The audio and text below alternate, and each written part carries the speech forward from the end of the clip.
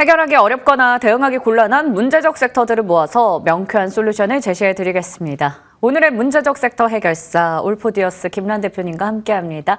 안녕하세요. 네, 안녕하세요. 네, 오늘 시장의 첫 번째 주제 바로 화면으로 열어보겠습니다. 엔비디아의 시노십스 3조 원 투자, 구글의 인도 AI 데이터 센터 22조 원 투자까지 빅테크의 AI 데이터 센터 투자 열풍이네요. 2035년엔 데이터 전력 수요가 300% 급증할 거라는 전망도 나옵니다. 수혜주는 어느 쪽일지 옥석 가려볼까요?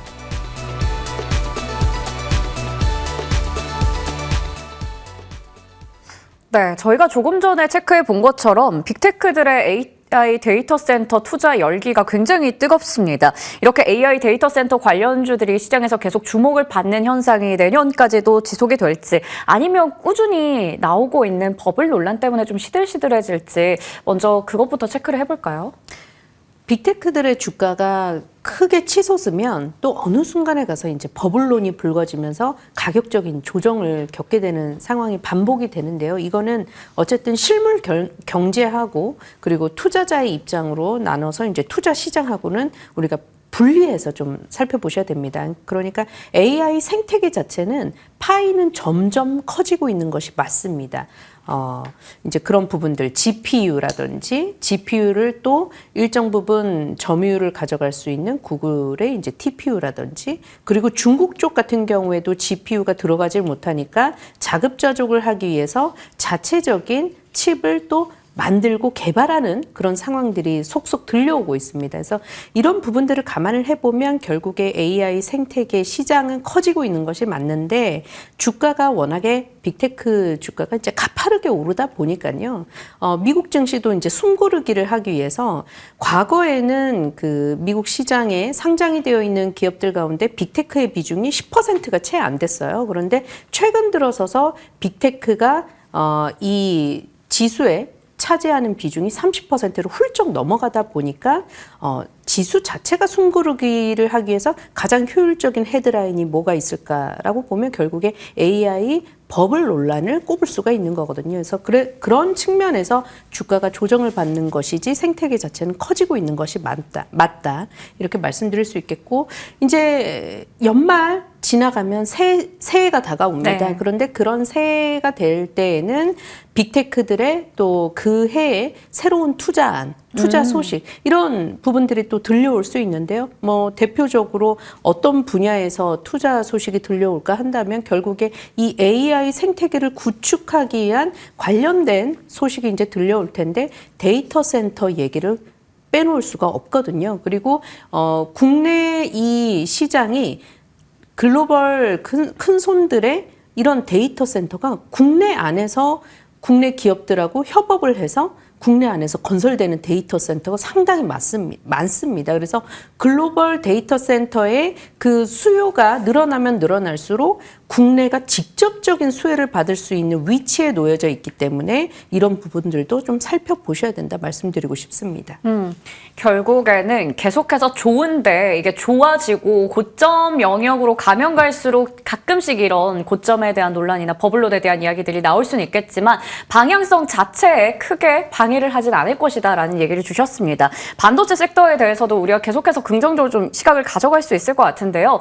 이 AI 데이터 센터가 확장이 되면 될수록 결국에 여기 필요한 뭐 전력이나 에너지원들이 주목을 받게 되죠. 지금 조금 전에 확인해봤던 기사에서도 이 2035년에는 AI 관련해서 데이터 센터발 전력 수요가 300% 급증할 거다라는 이야기가 나옵니다. 그러면 당연히 전력이 최대 수혜가 될 것인지 아니면 또 다른 에너지원들이 최대 수혜주로 거론될지 그게 궁금하거든요. 결국에 에너지원 확보가 굉장히 중요해지죠. 그래서 최근 들어서서 또다시 원전이 또 주목을 받기도 하고요. 예.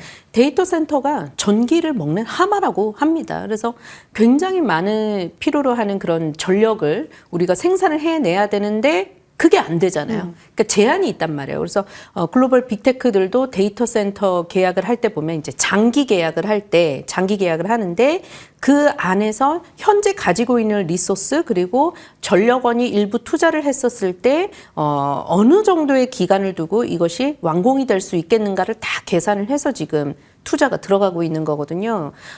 그렇기 때문에 원전이 빨리 전력을 수급을 해줘야 되는데 건설 기간에 또 상당한 시간이 걸리기 때문에 또 SMR이 약간 또 올라왔다가 뭐 신재생 에너지도 원전 관련주들이 약간 주춤할 때 또 신재생 에너지원들이 또 올라가는 그런 상황들이 발생되기는 합니다만 결국에 중요한 것은 전력입니다. 아마 내년의 화두는 이 전력 관련해서 혹은 전력을 효율화시켜 줄 수 있는 이 부품단들 내년에 아마 굉장히 화두가 될 거라고 생각을 해요. 그래서 아마 주가도 이런 식으로 전개가 되지 않을까. 올해 빅테크, 그러니까 하드웨어 기업들의 주가가 어떤 식으로 움직였냐면 큰 폭으로 오르다가 버블론이 터지니까 하드웨어 단들이 약간 이제 가격 조정을 겪을 때 또 중국의 딥시크라든지 이런 자체적인 어떤 기술들이 나왔을 때 훨씬 더 적은 효율로도 이만한 퍼포먼스를 낼 수 있다라고 했었을 때 엔비디아가 그때 갑작스러운 충격을 받았던 거였거든요. 그러니까 내년에 전력 관련주들 크게 오르다가도 이런 효율화를 시켜줄 수 있는 어떤 신기술들이 소개가 될 때 가격적으로 조정을 받는 혹은 이 전력 관련주들이 주가가 소폭 조정을 받을 때 전력 인프라 관련주들이 좀 더 하단으로 내려와서 관련주들에 또다시 주목을 하는 그런 순환 체계로 올라가지 않을까라는 것이 이제 화두가 되겠고요.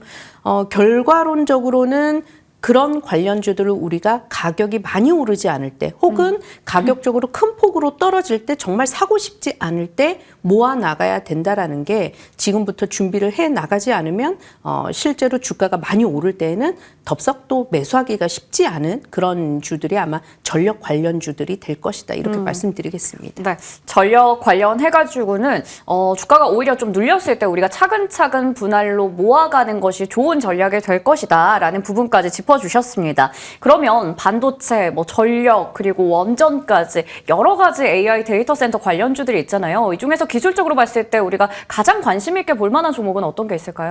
저는 액침 냉각 쪽하고요. 액침 냉각? EXS 그러니까 에너지 저장 시스템 관련주들 좀 살펴보셔야 된다라고 말씀드리고 싶어요. 왜냐하면 이쪽 같은 경우에는 지금 빅테크 기업들의 콜 테스트를 계속해서 받고 있어요. 그러면서 레퍼런스를 쌓아가고 있는 그런 중이거든요. 삼성전자가 엔비디아로부터 무수한 테스트를 계속 통과를 하지 못해서 정말 좀 노이즈가 있었던 그런 상황에서 그래도 시장에서 결국에는 그 테스트를 통과해서 초도 물량을 납품할 것이다라는 소식이 들렸을 때 주가가 정말 지지부진했던 자리에서 올라섰잖아요. 그런 모습들이 이런 관련 부품단에서 보실 수가 있지 않을까라는 그런 기대를 가지고 있고요. 현재 테스트를 많이 하고 있는 그런 상황입니다.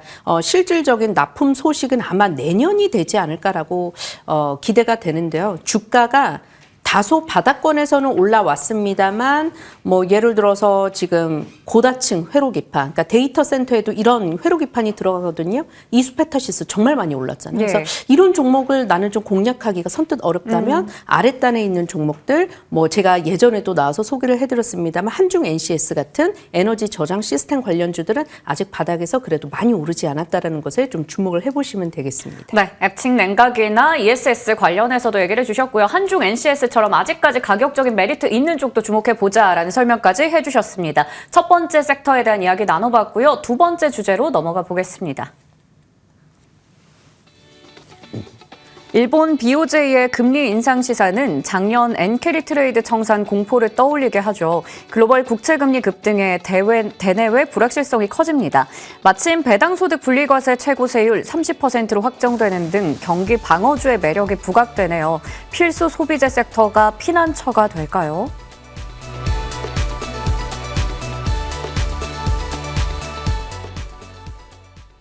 작년 8월이었죠. 무시무시했던 그때를 떠올리게 만드는 일본 BOJ의 금리 인상 가능성 시사입니다.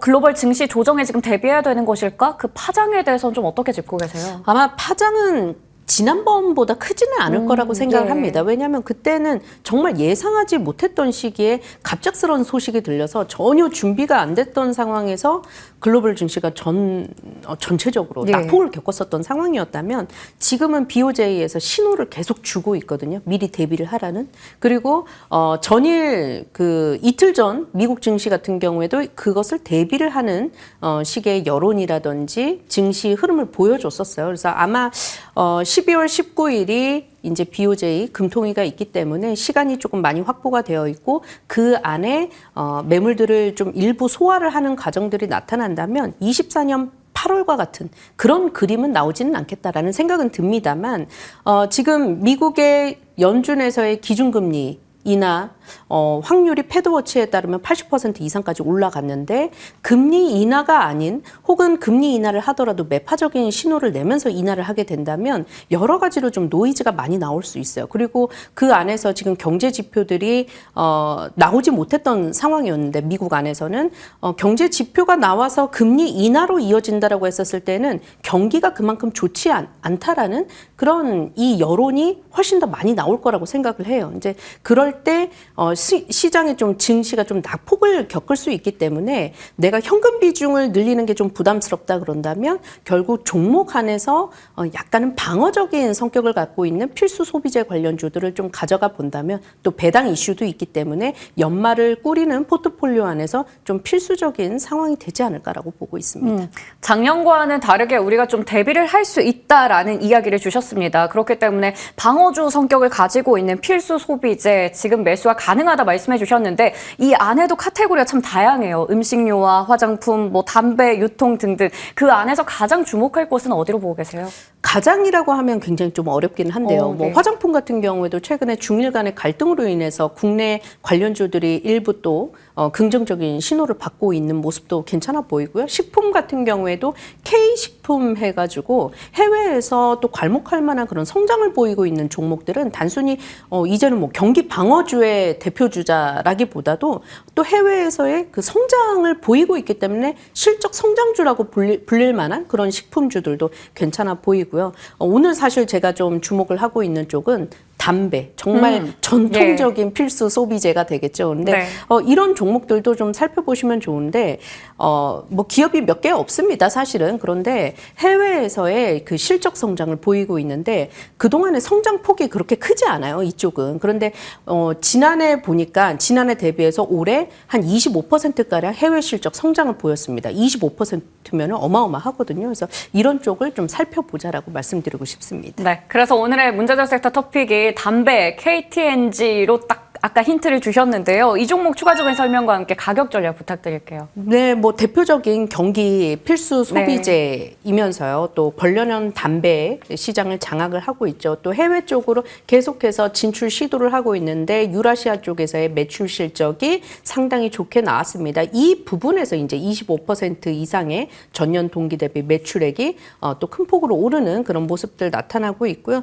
또 미국에서의 그 지금 기업하고 같이 이렇게 조잉 벤처 해서 해외 기업 인수 합병을 좀 올해 마무리하려는 그런 시도도 그런 소식도 들려오고 있다라는 점 감안해 보시면 좋겠습니다.